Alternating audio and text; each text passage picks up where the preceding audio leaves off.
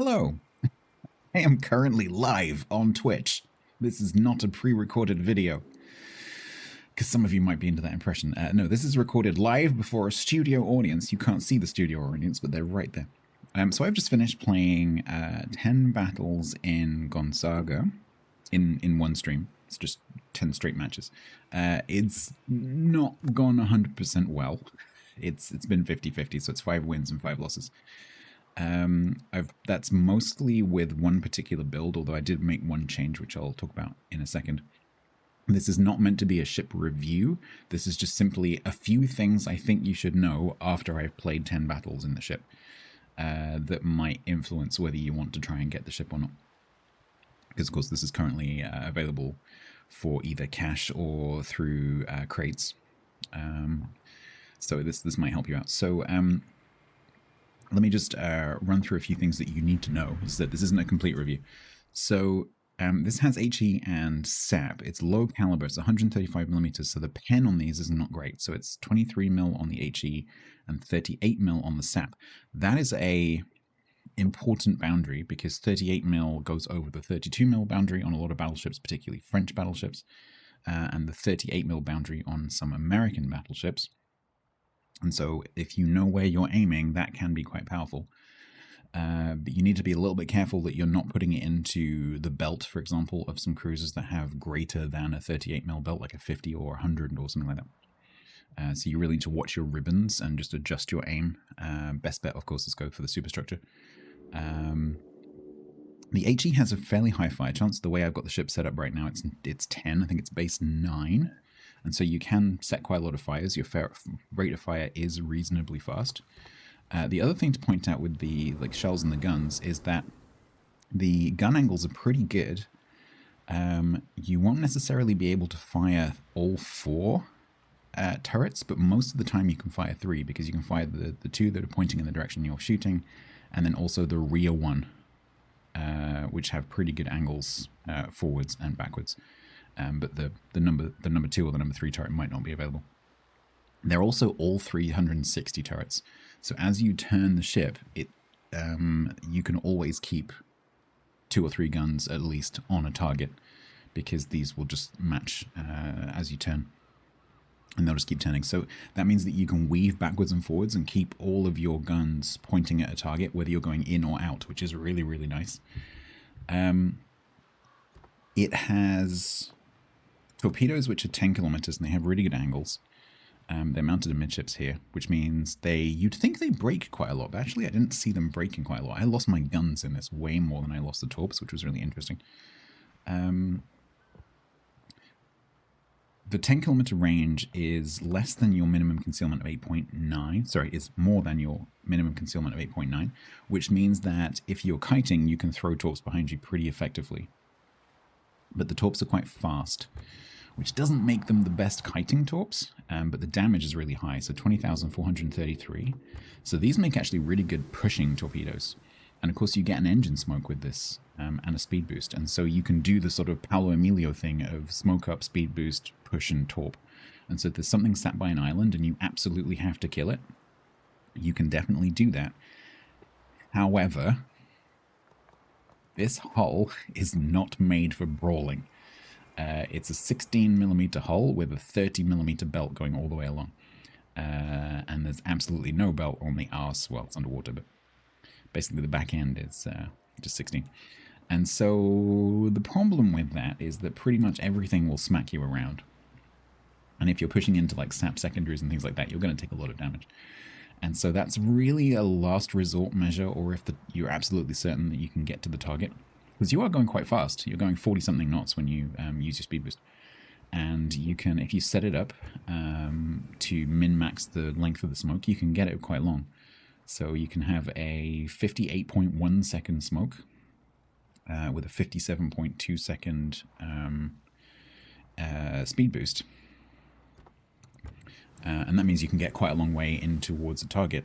Your smoke firing is also 5, so you might actually be able to do some shooting on the way in as well, but you've got to watch that smoke boundary as you approach the target, or if there's another destroyer or a sub or something around you. But you can actually push reasonably effectively as long as you're not being shot at.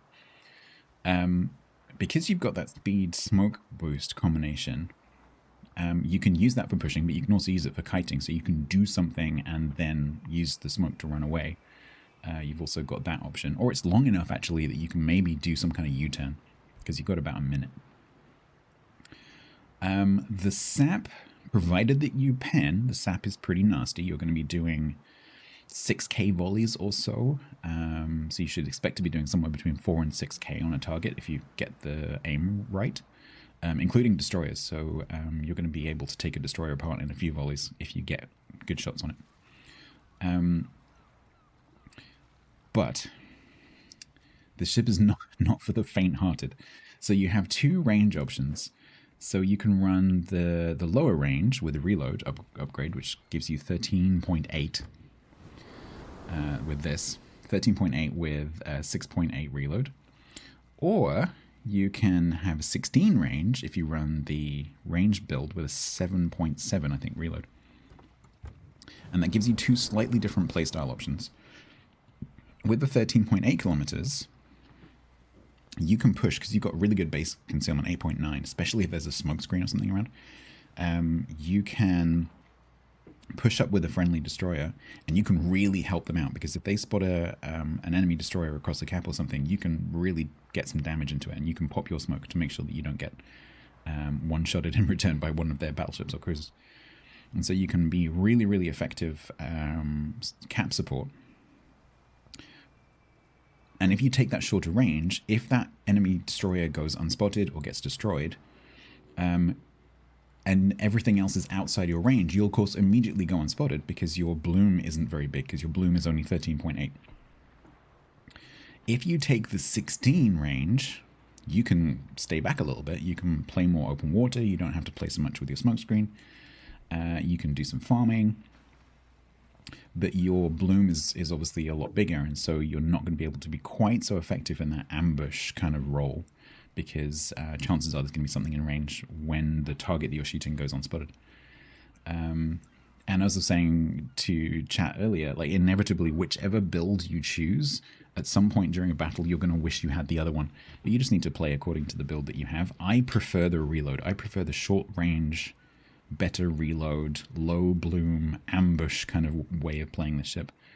But I played a couple of matches with the range, and you could also play it like that. You just need to just bear in mind that your bloom is bigger. But you can definitely do some good farming with the sap against cruisers and destroyers. Although at 16 kilometers, you might actually struggle to get your shells onto a small target because they're very, very floaty. But against a big target, you can set lots of fires. You could do superstructure damage with the sap. And if you get pushed, you can throw torps behind you as well, because the torp angles, front and back, are really, really good. So the question then is, oh, and if anything shoots you, I'm not going to say you will die, because actually, I don't think I got smacked around a little bit, but I don't think I got killed like that in any of those 10 games. I took some big hits, definitely, but I didn't die. Not like that. So, but you really need to pay attention, because if you get shot at by something big twice during a game, chances are you're going to go down. Because a battleship can 1 or 2 shot you pretty easily. Any of the bigger cruisers can 1 or 2 shot you pretty easily, because you only have 40k health. So this is not for inexperienced players. It is not for bad cruiser players if you want to do well. And you really need to have good situational awareness. You really need to understand the ship and what it can do and what it can't do. So it's a really interesting, mentally engaging ship to play. I've enjoyed playing it. I would not necessarily, however, describe it as good. It's not good in a performance sense, but it is interesting to play.